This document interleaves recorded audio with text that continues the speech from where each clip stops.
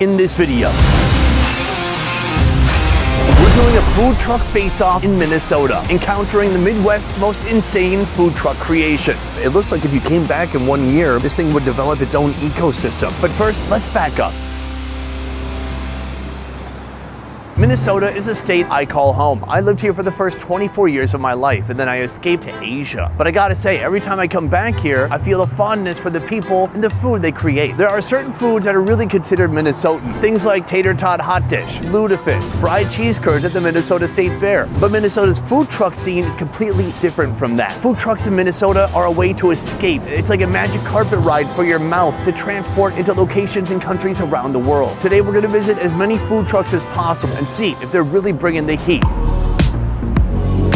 Boom, we have come to our first location. Behind us right here, Russell's Traveling Kitchen. This truck is owned by a couple and they go all over the city. Today they happen to be parked outside of a brewery. A brewery that's not quite open yet because it is 11 o'clock in the morning. Sad, because I would drink. When I first looked at the menu, I was instantly enchanted because they have Vietnamese food. But here they have something called the Pho French Dip. A French dip sandwich, also known as a beef dip, is a hot sandwich consisting of thinly sliced roast beef on a French roll or baguette. It is usually served plain, but a popular variation is to top it with Swiss cheese, onions, and a dipping container of beef broth produced from the cooking process. So that is a French dip, but a Pho French dip is going to introduce Vietnamese elements. How does it work? Let's go inside and find out right here. Hello. I got my man Cheney. How you doing? I'm really excited today because I've done so many food truck videos around the USA, and what really makes menus stand out is when they fuse two different things. In this case, Vietnamese food and French food. So this is not just a French dip, but a Pho French dip. With Vietnamese cuisine, you already have the French influence, but we wanted to kind of bring it to street food, so then we're like, let's put it on a sandwich on a bun. My wife, she really loved French dip sandwiches, so let's do an Asian style French dip. Sweet, let's get into it. We're gonna throw some fresh New York strip steak down. So right now, are you essentially making a banh mi? So yeah, it's very much like a banh mi, but no pate, no Vietnamese mayo. It's a little bit of house seasoning, and we'll throw a little bit of pho broth here. Oh yeah, it does smell like a pho broth in here. So right here we have the dip part of the French dip, the pho broth going into a container, looking steamy and delicious. But while our meat's cooking, we'll garnish this with just a little bit of fresh cilantro and some onion. We'll just throw a cover on it, and we have a little bit of lime. The next move is to get your banh mi bread. We get our bakery to make these fresh for us every day for the size that we like. This is about done. What we'll do is we'll finish it off. Oh wow, almost blanching that already cooked steak right here. We'll throw it back on for a second. We'll throw our rice noodles or our hot water. Then the noodles hit the flat top. And they just go on top of the bun like that. This is our house bean sprout slaw mixture. Throw a couple of red onions and a couple of jalapenos. Ooh, that's gonna be spicy. And then we top it off with a sriracha and the hoisin sauce on top. Then we'll garnish it with some cilantro as well. That's gonna be our pho French dip sandwich. Cheney, I can't wait to try it out. All right. Thank you. Yeah. The first thing I want to do is try this pho dip right here. A French dip would have that leftover jus from cooking the beef. It's a similar idea, except for the pho broth would be made with spices and beef bones. Let's try a little sip.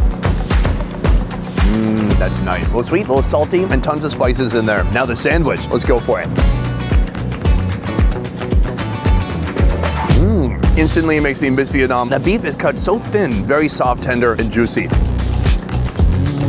I'm a fan. It's a lot of familiar Vietnamese flavors. Coriander, the chili sauce, the hoisin sauce, and then you got some of that broth in there too. But I want even more broth. Well, let's give it a little bit of a dip. Heartwarming. It makes the bread wet and soppy. There's a dazzling dance of spices on my tongue, but not too spicy. As Vietnamese folks would say, excellente. No? Oh, I mean, success. This is our first course here, but there's something else on the menu I want to try out too, something called Brussels sprouts. Boom, we are back in the kitchen. This right here is the other half of Russell's Traveling Kitchen. Carrie. Hello! My guess is that these are actually Brussels sprouts, the vegetable. They are deep-fried Brussels sprouts, you are correct. Our son's name is Russell, hence the truck name, but we did it as a special one day called Russell Sprouts, and it just took off, and now it's on our menu. So step one is to take the fresh Brussels sprouts and chop them in half. So we used to toss them in a seasoned flour that we would make, but the world is gluten-free now, so we just kind of skip that part. They taste just as good. And then pop it in.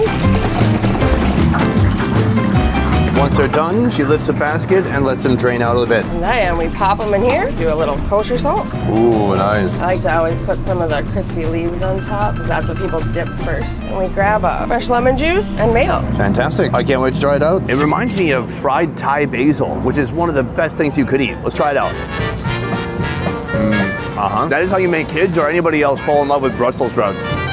It's crunchy, but also is disintegrating in your mouth at the same time. Then here they have a mayo lemon sauce. I'm gonna take the thicker, bigger piece of Brussels sprout, give it a little bit of a dip. This right here is American health food. It feels almost steamed on the inside, fried on the outside. And that sauce gives it just a little bit of flavor, a nice bit of kick, and a zip of lemon. A fantastic start to the day, but we have a lot more to see in this food truck face-off. Let's keep moving. Boom, we have come to our second location right behind me. This place is called Pizza Karma. It is tandoor fire pizzas. This place is basically an Indian restaurant, but with a major Western twist. They have a very unique and interesting menu. But here's the thing. A tandoor is basically a giant big clay vase that you fill with fire and that you use to roast bread and meat and things like that. They can't fit a tandoor in that truck. So actually, right now the truck is parked right outside of his brick and mortar restaurant by the same name. Every day before the truck goes out, they have to prepare the naan bread inside the restaurant. This is going to be the base of the pizza. Let's go inside and see how it works. So right here is where all the magic happens, and I'm about to reveal to you 3 giant tandoor ovens. Right here you can see they're already cooking up some chicken tikka. It's always made inside of the tandoor like this. There's hot coals on the bottom, and then the heat just comes up and slowly cooks that chicken, making it soft and delicious today. Right now I am with Raj. He is the founder of Pizza Karma, and right now we're about to make our pizza naan dough. Is there any difference between a typical naan and the naan you're using for pizza? This is a traditional recipe, which is a buttermilk based crust. This has been formulated for a pizza, so even though everything is going to be like a naan, but it will behave like a pizza crust. Next step, he's going to put the bread inside, and that thing is going to just take a couple minutes to cook because it is really hot in there. We don't want a crispy bubbles, so I'll be popping out some of the bubbles that will be coming in here. All right, from here, he's slowly going to peel it off. It smells a little bit different than naan that I'm used to, but this is going to be turned into a pizza, which I've never experienced before. We are officially inside the food truck. We're gonna get to that pizza soon, but first, 2 appetizers, okra fries and paneer poppers. So right here we have India's famous paneer. It's already been coated. What is it coated with? It's our marination. It's been marinated for almost 24 hours now. He's just going to coat it out with a little bit of all-purpose flour, and then he's just going to put in our signature beer batter mix. From here, he makes sure the batter completely submerges each piece of paneer, and then from here, it's time to drop them one by one into that hot oil. I feel like I'm at an Indian state fair. I don't know if India has state fairs, but if they did, this is what they would serve. That is to just shake it off so that the paneer doesn't get stuck to the fryer.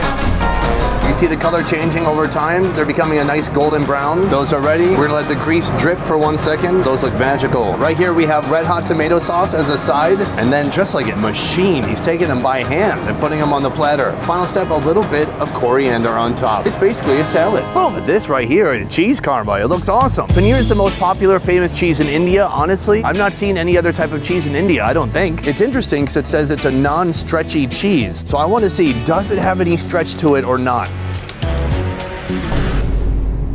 Uh-oh, there's no stretch, but it's still delicious. It's a very solid cheese, and no matter how much you heat it up, it kind of keeps its shape. There's a delicious masala seasoning on the outside. And look at that breading. This thing is really crispy. On the side, they have a spicy tomato sauce. I'm gonna really get it coated on the outside. Strong acid from the tomato. Is it hot? Not really. And maybe a 2 out of 10 hotness, but I like it. Those are the paneer poppers. Let's try some okra. You can see the okra has been cut into thin strips already, and then they're gonna put it into a plastic bag. Then right here, a little bit of water to make everything stick. Then we have chickpea flour. Give it a bit of a shake. Now the okra is in the basket, and it slowly descends into the fryer. Wow, you can see them really coming to life like little tiny French fries. The okra has finished frying, but it's not done until it gets a nice hit of masala. Put it on the plate, and then here, they're putting in a buttermilk sauce for the side. This thing is massive. I can't wait to try it out. Boom, we have our okra fries right here. Oh man, and there's a load of masala on there. It's like all of India is in my mouth right now. Okra has this reputation for being kind of slimy, but here, not the case. Super crunchy, super fried, a great texture. And if that wasn't enough, they have their sauce right here. It's essentially an Indian ranch, but made with buttermilk. I'm gonna give it a little bit of a dip. Oh, it's a very liquidy sauce. There's so many spices and so many flavors coming together. I like that sauce. I could drink it.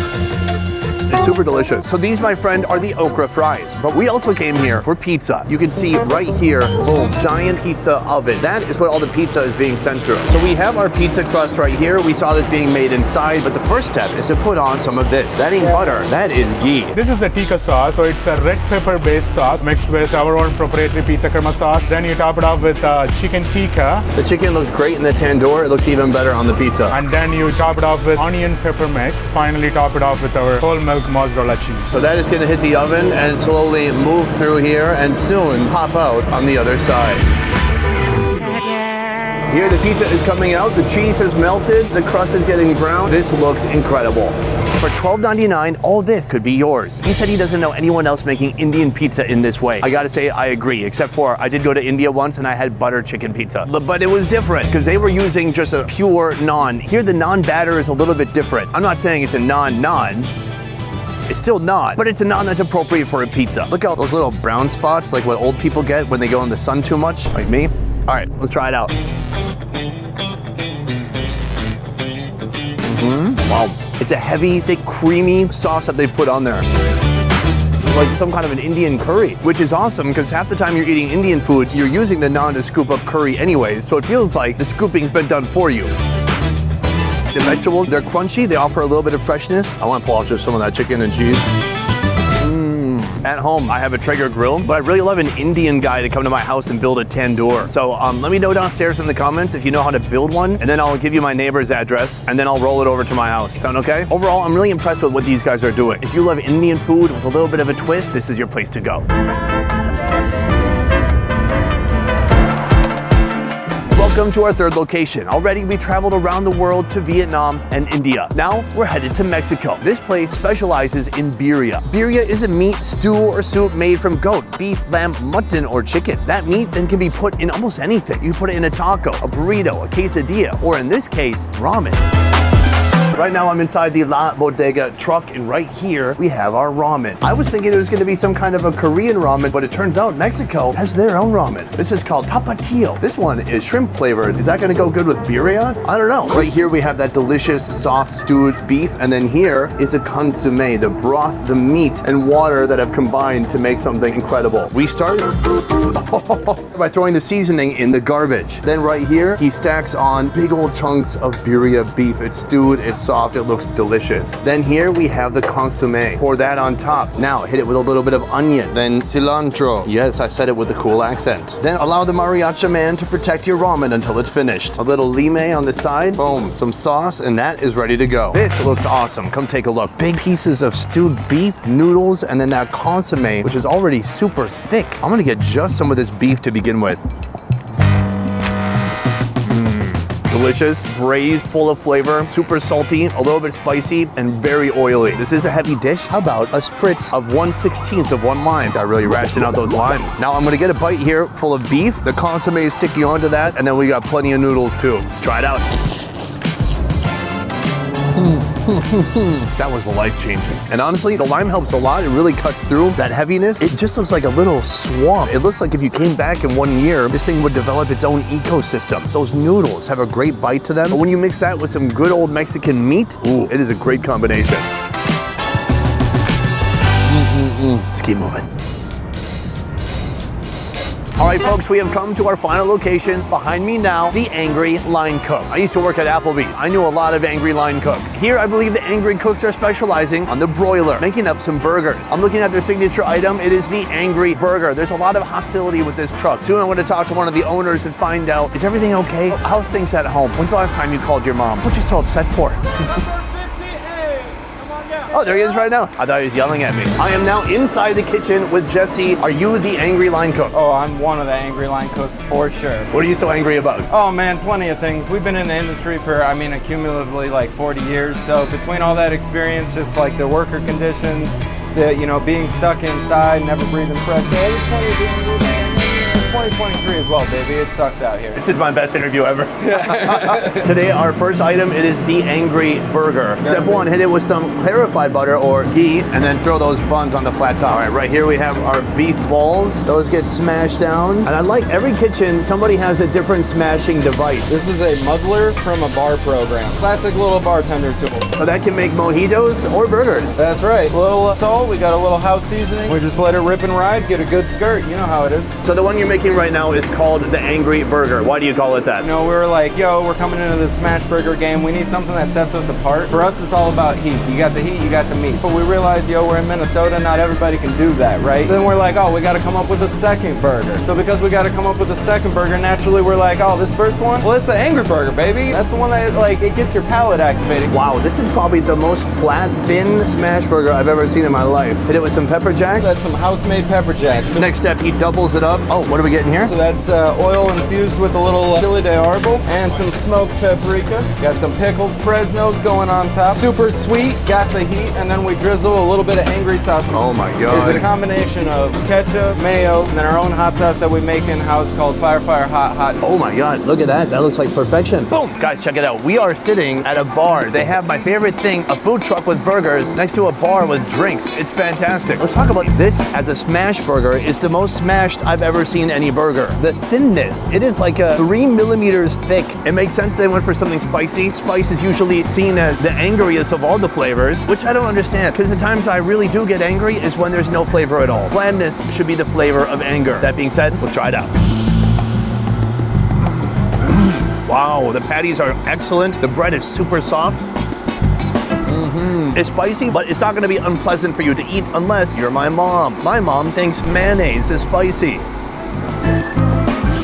I'm a fan. The other thing I like about what he's doing here is he took something that's classic, the smash burger, and he made it his own thing, especially when it comes to this one right here, the Other Burger. All right, so now we're gonna do the double Other Burger. And that Other Burger is named thusly because we needed something. I don't wanna call it anything classic. So we're just sitting there arguing left and right, and then we just eventually realized it's just the Other Burger. You only got 2 burgers, deal with it. What happens if you do a third burger? Is that called the Other Burger? Right, third burger is actually pig's eye, so we just wanted to do something that was traditional, a little basic, and then we named it after the city that we live in and the city that we love, St. Paul, originally called Pig's Eye, if nobody knows the history on there. I don't know how smart y'all are on the internet. Not very. All right, bread is done. So we got that beef sizzling. Oh, look at it sing. Now Colby on the other side, he's topping that bun off with a little bit of beef stock aioli that is mayo that is infused with a little bit of fresh marrow, topping it off with those dill pickles we make in-house. Now come back over, let's see that reveal. Let's get that, oh baby, juicy, Lucy. Move out, we got, oh, the angry line cook. All right, so we're hitting it with a regular American cheese. We put a little bit of our own spice in there. Ready, Eddie, let's go, swinging meat. Oh, look at that baby. Let's go try it out. Oh, where do I begin?